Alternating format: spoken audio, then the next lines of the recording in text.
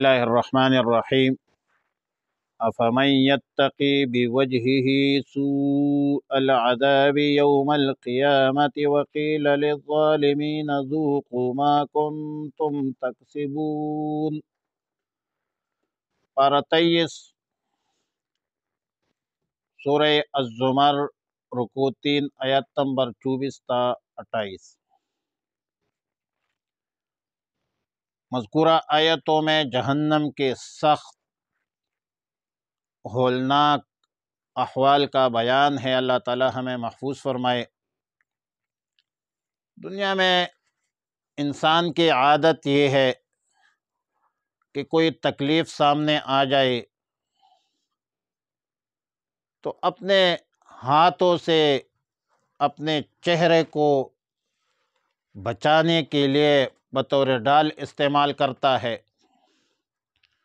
مگر اللہ کی پناہ کہ اہل جہنم کو یہ پناہ بھی میسر نہیں ہوگی۔ اہل جہنم پر جو عذاب آئے گی، ہاتھ پاؤں کی وہ مدافعت نصیب نہیں ہوگی، مقدر نہیں ہوگی، اور یہ عذاب براہ راست ان کے چہروں پر پڑے گا، اور بطور مدافعت چہرہ کو ہی ڈال بنا سکے گا، کیونکہ جہنم میں اہل جہنم کے ہاتھ پاؤں باندھ کر ڈالا جائے گا۔ اعاذنا اللہ منہا، اللہ تعالی ہمیں محفوظ فرمائے۔ حضرت عطاء ابن زید رضی اللہ رحمہ اللہ تعالی فرماتے ہیں کہ جہنمیوں کو جہنم میں ہاتھ پاؤں باندھ کر گھسیٹ کر ڈالا جائے گا، کذا فی القرطبی۔ تو اللہ تعالیٰ نے فرمایا کہ بھلا جو شخص اپنے منہ کو قیامت کے روز سخت عذاب سے روک سکتا ہے،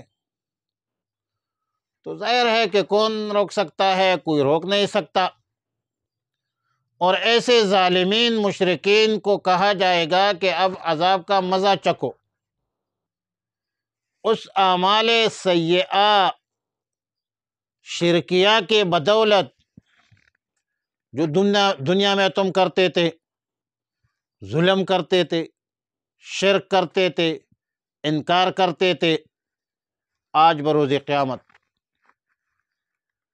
احوال دیکھ لیے ان جہنمیوں کی، ان ظالمین مشرکین منافقین کی، جنہوں نے بعث بعد الموت کو جھٹلایا تھا، قیامت کے عذاب کا انکار کیا تھا۔ ان بدبختوں پر عذاب ایسی جگہ سے آیا کہ ان کو شعور تک بھی نہیں ہے، ان کے خواب و خاطر میں بھی نہیں تھا، اور ان مشرکین منکرین کو، ان بدبختوں کو شرک، کفر، نفاق کے اساس پر دنیا میں بھی ذلت، رسوائی کا سامنا کرنا پڑا، زمین پر دنس گئے، چہرے بگڑ گئے، خنزیر بن گئے، بندر بن گئے، پتھروں کی بارش ہوئی، دریاؤں میں، طوفانوں میں غرق ہو گئے، اور آبادیاں ویران ہو گئی۔ اور پھر آخرت کا عذاب، والعذاب الآخرت اکبر، آخرت کا عذاب تو بہت بڑا ہے، کاش کہ یہ لوگ سمجھ جاتے۔ آیت نمبر 22 میں افمن شرح اللہ صدرہ میں، افمن شرح اللہ صدرہ میں قرآن کریم سن کر بعض لوگ متاثر ہوتے ہیں، دلوں میں خشیت، خوف خداوندی آ جاتی ہے، اور بعض لوگ ضد کرتے ہیں، حسد کرتے ہیں، انکار کرتے ہیں، ورنہ قرآن کریم کے اثر فی نفسی ہی ظاہر ہے اور اس میں کوئی شک و شبہ بھی نہیں ہے، لیکن ان بدبختوں کی صلاحیت قابلیت کی قلت اور کمی کا معاملہ ہے۔ قرآن کریم تو رشد و ہدایت صلاح فلاح کا عظیم کتاب ہے جس میں کوئی کمی کوتاہی ہے نہیں۔ قرآن کریم تو وَلَقَدْ ضَرَبْنَا لِلنَّاسِ فِي هَذَا الْقُرْآنِ مِنْ كُلِّ مَثَلٍ ہے۔ قرآن کریم تو عالم انسانیت کے لیے ہدایت کا عظیم ذریعہ ہے۔ قرآن کریم میں ہر قسم کے ضروری مضامین موجود ہے۔ عالم انسانیت کی نصیحت ہے تو نصیحت لینا چاہیے۔